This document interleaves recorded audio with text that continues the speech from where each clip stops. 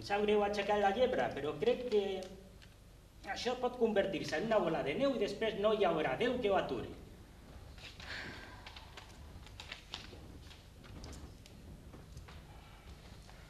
Hola, Àngela. Nena. Perdona, noia, ja ho sé que arribo tard, però és que la feina se m'ha complicat.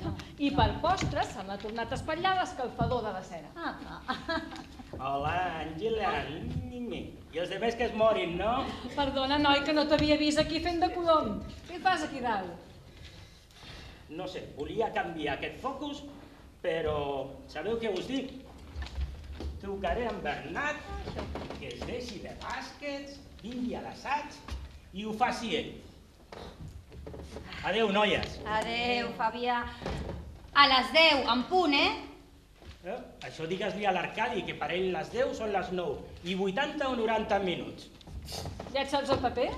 Preocupa't pel teu, que prou feina tens. Ai, és que a mi no m'entra. El personatge no m'encaixa. Adéu, noies. Adéu. Ai, Fabià, pensa de trucar al Bernat. Ho faré. Bon vent i barca nova. Què, n'hi ha més? Ai, aquests són els últims. Ho té tot separat i classificat. Mira, si de cas em porta tals i demà els portes a correus. Molt bé.